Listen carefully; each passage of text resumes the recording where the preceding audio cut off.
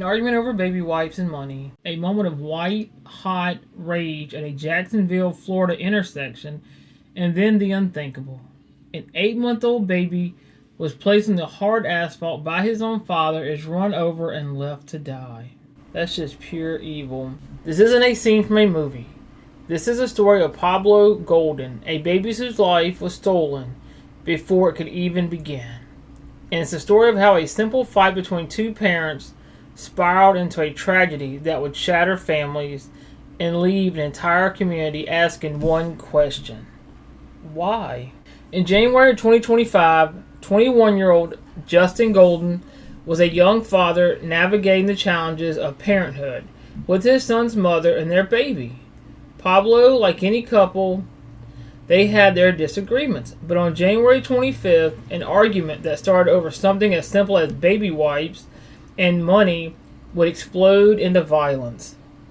They were in a car driving near the intersection of McDuff and Lenox Avenue in Jacksonville, Florida, when things got heated. The baby's mother, sitting in the passenger seat, reportedly got out of the car to try and de-escalate the fight and started walking away. What happened next would become the central, devastating question in a criminal investigation.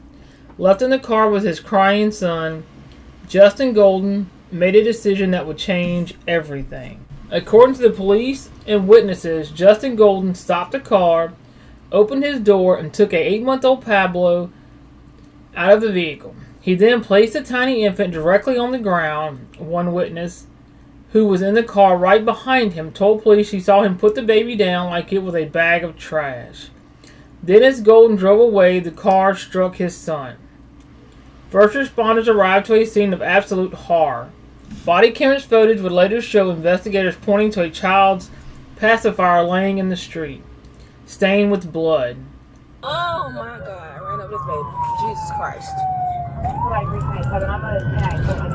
car?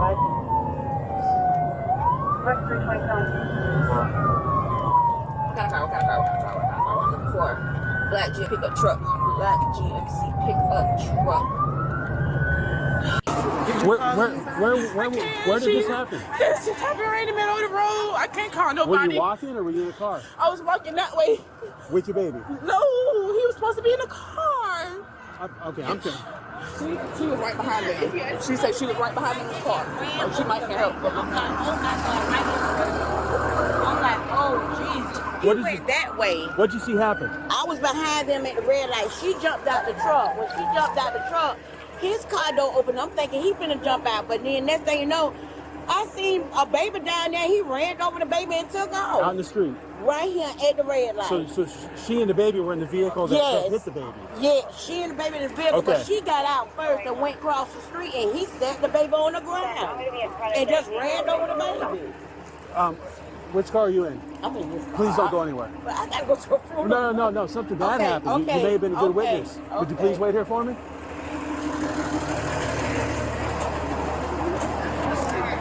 Yes, you have to speed it. I'm sorry? I'm gonna go with her. That's the victim. That's the baby's mother. What? Right here. The witness over here says that the mother and the baby were in the same black SUV. Mom hops out, and then the baby hopped. And the baby was out, and then the SUV drove over the baby. But I don't know what Brooklyn's got over at Stockton. They got it contained? Okay. She said it happened right here in the street. Let me have 629. I'm gonna need another couple units out here in McDuff and Lenox.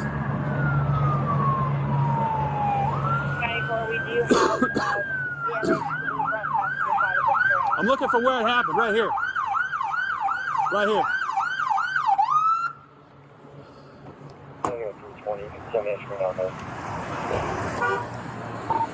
I need a unit to go to Shands as well. I'll find out where rescue's transporting. I'll need one to go there too.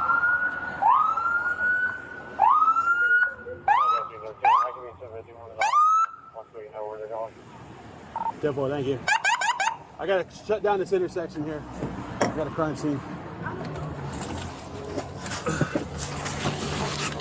Somebody additional honey coming from the post office on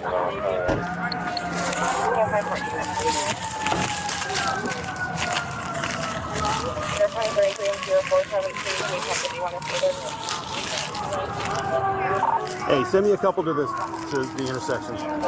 I sent Henderson down to the hospital to be with the mother because Kelly's there. He was there responding to the baby. I'm gonna go by the hospital. Okay. But you think Brooklyn can use either of these guys over there? Yeah. I'll go. 640. It was at the light. The witness was behind the vehicle. At the light turning left on to Macduff. She said she noticed a female on the passenger side out of the vehicle. He placed the baby on the sidewalk. Didn't know that. I guess it was. Wait, the lady placed the baby on the sidewalk? The guy. So the guy. He got out, placed the baby on the sidewalk, drove off, but didn't know the baby probably got back in the road and ran over the baby. 8 months. Did the guy that placed the baby on the sidewalk run over it? Yeah. Or somebody? No, that guy. He did. Yeah. So maybe not intentionally. Was he? He's. Don't know yet. We don't know. What the crap? I mean, he placed the Binky's baby. over here, blood on the ground. Yeah, blood with pacifier.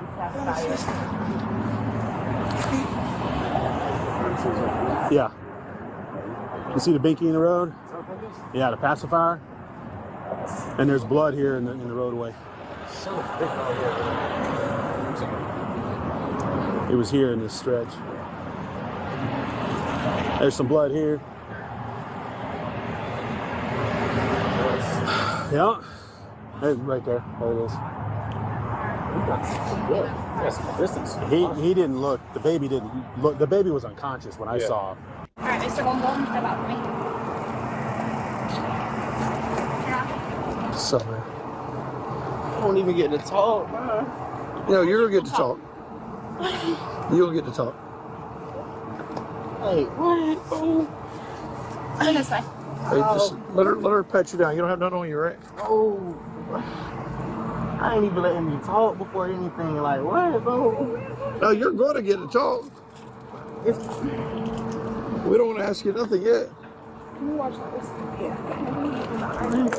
I'm not gonna go nowhere. No, I know you're not. All right, man. I didn't get a chance to I'll double pull lock it, straight so I'm over. gonna double lock these handcuffs. That'll keep the handcuffs from tightening up on you. I stopped. I didn't. Like, I'm trying to see why. Hold on. I'm not gonna go nowhere. What's up? Can you guys send me to the station or send me home? Not yet. So I can't even go to the station yet. Not yet. Oh, We got somebody gonna come here to talk to you. my arms are really. I know it. Like, I know it. We got some people coming here to talk to you. do you know how long it's gonna be? I've I don't been know getting told exactly. that since I came. I'm not trying to rush. I'm not rushing you guys. No, I get that. I No. just want to know. I don't know exactly how long it's gonna be, but some detectives are coming. So what? Some detectives. All right. You know, I got here last, so I don't know, but I know they're coming. I talked to them on the phone. My baby mom, she ended up letting me know, like, they need some more diapers and wipes and stuff like that. I had already knew that, but I wasn't going, you know what I'm saying, go get them. I was going to order them. Mm-hmm. She ended up talking me into, like, going to get them. So we leave the house, we go get the diapers or whatever. After we get the diapers, she let me know, like, she hungry. She want to go this place to get some food or whatever. I'm letting them know, like, I got to put gas in the car before I do anything. Like, even if you guys go look at the car right now, like, it literally barely got gas in it because I had just put that gas that's in it. We ended up, you know what I'm saying, leaving from the Walmart. We still, you know what I'm saying, arguing or whatever, talking about it, discussing it, however you want to put it. She say, I'll just get out and leave. And I'm like, if you leave, make sure you take Pablo with you because I ain't got time for you trying to, you know, get the laws involved and saying like I'm kidnapping him or whatever. Because that's what she always threatens me with. So we at the light. She like being real animated, like doing like the most. She slapped me in my eye. I just look at her. She grabbed my son from the car seat, unstrapped him, whatever. And she just holding him. She said, I'll get out right now. I'll get out right now. I'll leave right now. So I'm just like, honestly, I'm gonna tell the truth. I was like, leave then, because I didn't think she'd do it. Yeah. I was like, get out and leave then. You ain't gonna do it like that. She gets out. So I'm like, bruh. I'm like, Shamir, bro, where you going? And she like, no, I'm gonna show you. And watch when she like, when the police come and get you, you gonna know just what happened. That's when I'm like, nah, bro. I was like, nah, bro, get your son, bro. And I went to pulled off, went to the gate, got gas. I had noticed a car. I noticed a car was like, it kept circling me, and it looked like she seemed to be on the phone. Like, she kept circling me, so I'm just like, I'm not thinking too much of it, because in my eyes, I don't feel like I did nothing wrong. You feel me? Yeah. So I put the gas in the car. I pull out, and when I pull out, I see the officer. When I seen the officer, like, she was making eye contact. So I make my turn, and I see her like do a U-turn and get right behind me. So I look, and I'm like, just pulled over, and I parked the car, and I looked out the window like see where she coming like for me, and like I put my hands out the window, and she was like, yeah, just leave your hands where I could see them, this, that, and the third. I went, she said, go ahead and turn the car off for me. And I started, and when she put the cuffs on me, I started asking, I was like, can I please explain, like, can you know what I'm saying, tell me what I'm getting cuffed for, like that. She was like, I'm not getting arrested, I'm just being detained for right now. But it was still scaring me, because like, yeah, at least tell me like, you know, like what's going, like what I'm getting detained for. That's all I wanted. Like, okay, God honest truth. The light was already green. Like the light had literally just flicked. Okay. Did you feel like you hit anything when you were leaving the scene? God honest truth, no. Okay. If I did, I would have stopped. Did you feel a bump, or did you hear any kind of screaming, anything like that? No. Okay.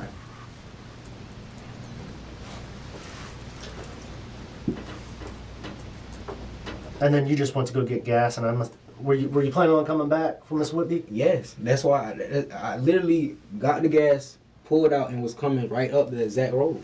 Okay. Okay. So what do you think happened to Mr. Pablo? Were you told anything about what happened to him? No. Like, do you know why we're here? I swear to God, I don't. Okay. That's the whole time. I'm not trying to be funny or nothing like that. If you guys were to go back and look at those body cams, that's exactly what I'm asking them.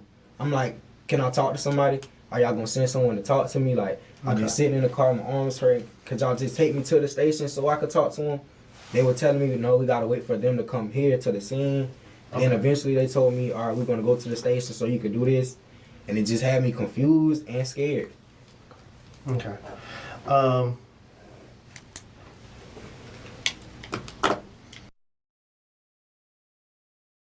And you started to drive away. Unfortunately, you struck him with the car. Okay. Is Pablo your child? Yes. Is that both of y'all's child, Miss Whitby as well? Got my last name. Okay. Mr. Pablo was transported to the hospital. Unfortunately, he did not survive. Okay. Bro, please don't tell me y'all what y'all finna tell me. I'm in trouble for that. We don't know. That's why I want to talk with you. Bro, please. Okay. Bro, no fool, bro. Bro, I know y'all could just go ahead and just tell me, bro. Well, we have a lot of stuff that we need to talk about, and bro, I know. I'm sorry that we had to tell you this. Bro, I'm in trouble for this.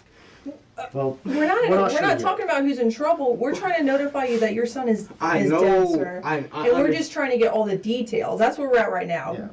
Operation number one is, can we get details? Can we get a picture of what happened? I'm gonna hurt myself, bro. Like, I'm letting you guys know now, bro. Okay. So we're just trying to figure out what happened. That's step one. Okay. You guys, bro. Okay, and you're doing great. We appreciate it. I wanted to get your side of the story. Like, bro, I know you want to get my side, but it's like, can someone call my mom? Please, someone please call my mom. Is there anything I can do? Not right now. Okay. Do you know what I mean, though? Yeah. Like somebody got it. Bro, please, bro. Please, can you call my mom? We'll work on that, okay? We're not going to stop and call her right now. I know, but I'm that much. I get it. Bro, we're sorry. I'm trying to calm down, bro. Okay. But it's one of those situations where God honest, like, bro, y'all gotta understand, bro. It's one of them situations, God honest truth, God can strike me right now. Like, I promise to God on everything I love. I know you guys don't care about me saying none of that. I know. But it's one of those situations. I wasn't trying to hurt anyone. I didn't even tell her to get out or force her to get out. You know what I'm saying? It wasn't like it was no situation where, you know, I was trying to force a person to get away from me, or I was trying to get a kid out of my, you know what I'm saying, out of my reach because I'm annoyed at them, or because I don't want them around, or because I just simply don't like them or have hate for them. It wasn't that. I swear to God, like, I don't want nobody thinking like that's what happened. I don't want jury, the judge, whoever. I don't care who it is. I don't want that being on me because I know what happened. If I need a lie detector to just prove, like, it wasn't no intent to hurt no one, like, it wasn't no intent to hurt him or her or anything like that, I'll do it. Whatever. Like, I promise to God it was. Take us through, I'm trying, but it's just hard because y'all just told me, bro. Like, do me a favor real quick. Take a deep breath. That's the only son that had my last name, bro. Yeah. We're sorry. I'm a father too, so I couldn't imagine your pain right now. You said take you through what? And well, you kind of made it seem like you want to talk, you want to keep discussing this. If you don't, that's fine. But if you do, I kind of want to just know your thought process. What do you think was going to happen next? Because I mean, we're talking about. I was trying to pull off. I'm trying to leave. So, but what do you think? Like, she was going to end up grabbing him and just taking this? Yes. Like, what? Okay. Because that's what she does. Are you from that area? Am I from? No. I'm not from over there. Where do you stay? I stay in Hollybrook. Okay. But I didn't grow up over there. I'm not from there. I don't too much know anything about that area. So you took an 8-month-old. You took an 8-month-old. Okay, that's how old he is, right? Mm-hmm. Okay. What was your thought of what was going to happen next? If I explain, will it make a difference? Like, I really want you guys to really understand me. That's what I'm trying to do. Want to do it in vain. That's all I'm saying. Like, I just really want what I'm saying to actually have a purpose and a meaning. I don't want to just say this and then it just, you know, it don't really have an effect on my outcome. Well, I'm writing down what you say. This is all recorded. So what you're saying, I mean, I'm listening. God, honest truth. I'm listening. When I was hoping for her to come over there and grab the baby. I even turned the wheel. That's why I'm asking, like, are there any cameras at the... That's something we're working on. You will see. I even tried to turn the wheel. Like, I promise to God it wasn't no... And in my head, it was a possibility I could hear him. That's not what I was thinking. I promise to God. I didn't think the car was nowhere near him. It's my son. Like, I'm not saying that it's my son for you guys to have any, like, lenience. I just want you guys to really, like, visualize what could have actually happened. Yeah. Like,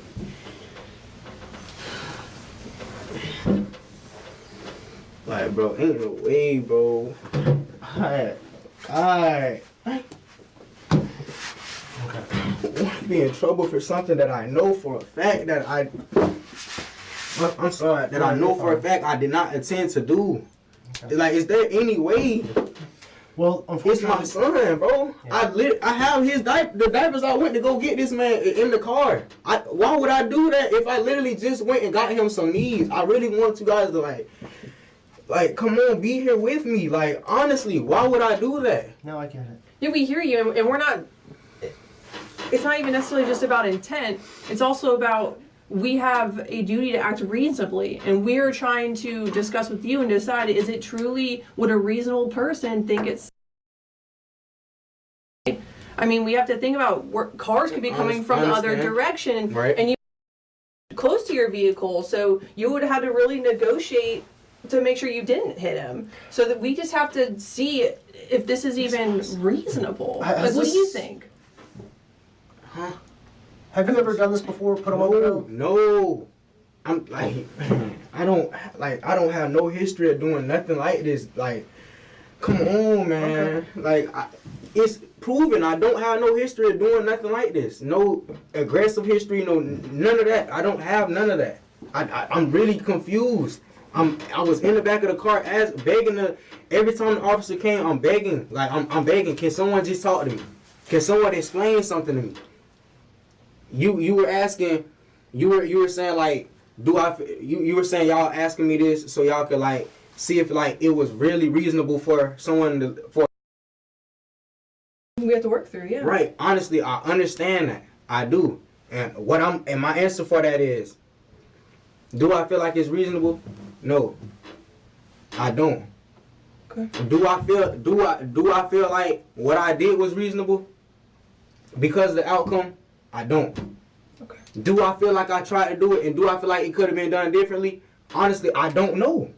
And I'm telling you guys that I don't know if it could have been done differently. Why? Because she has history of calling the police on me, telling them that I'm trying to do this, that, and the third. Mm-hmm. It's proven. Like I don't know what more I can do. Like, Pablo was found with catastrophic injuries and rushed to a children's hospital, but it was too late. He was pronounced dead. An autopsy would later confirm the cause: a skull fractures, blunt head trauma, and brain lacerations considered with being run over. A witness who saw the whole thing happen immediately called 911 and bravely followed Golden's car, feeding his location to law enforcement. It was her quick thinking that allowed police to pull him over and detain him just moments after the incident. When detectives finally sat down with Justin Golden, they were met with a father who seemed incapable of grasping what he'd done. In hours of interrogation footage, Golden gave his side of the story. He told investigators he'd fought with Pablo's mother and claimed that he didn't want to be responsible for the child or be accused of kidnapping. So he simply took Pablo out of the car and put him on the ground. But the most chilling part of the interrogation was yet to come, when detectives told him that he had hit his son with the car and that Pablo had died. Golden's reported response was, "Am I going to get in trouble for this?" Investigators said that it wasn't until that very moment that Golden even knew his son was dead. This claim of ignorance flew in the face of the evidence. There were the witnesses who saw him place the baby on the pavement. There was the autopsy confirming the cause of death. And there was the undeniable fact that a father had driven away, leaving his 8-month-old son fatally injured in the middle of a street. Justin Golden was arrested and initially charged with aggravated manslaughter of a child, vehicular homicide, and failure to render aid. He pleaded not guilty in February of 2025. For months, the case moved through the legal system. Then, in September of 2025, there was a major development. As part of a plea deal with prosecutors, Golden changed his plea to guilty of aggravated manslaughter of a child. In exchange, the state dropped the other charges of vehicular homicide and failure to render aid. Under this agreement, he now faces up to 30 years in prison. His sentencing hearing had been a painful, drawn-out process.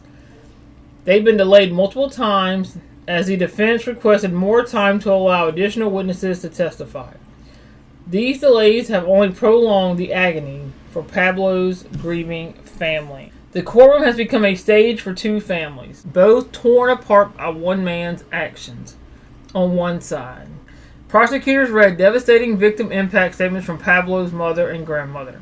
In her statement, his mother wrote, "I've learned a lot from this. No matter how bad a situation gets, never get so angry to where I'm never going to hurt my kid."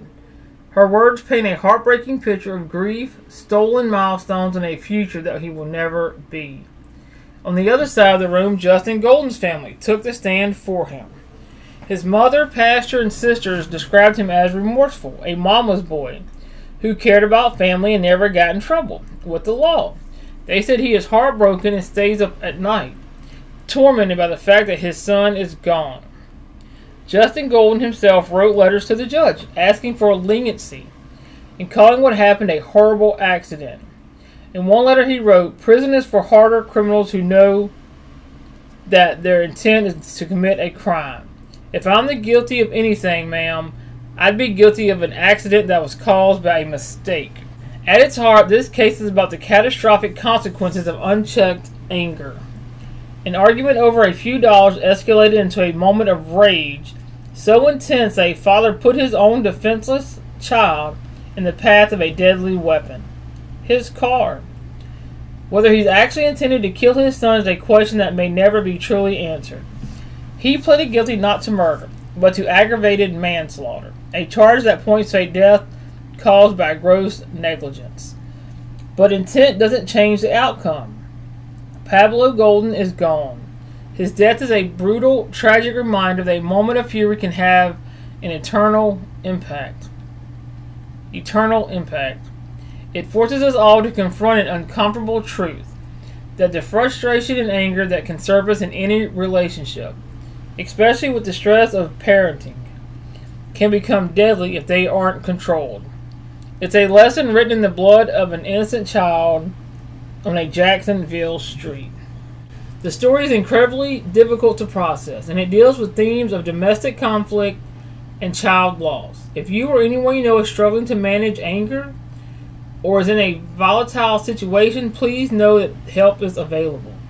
There are hotlines and support groups that can provide a safe way to de-escalate and find a better path forward before it's too late.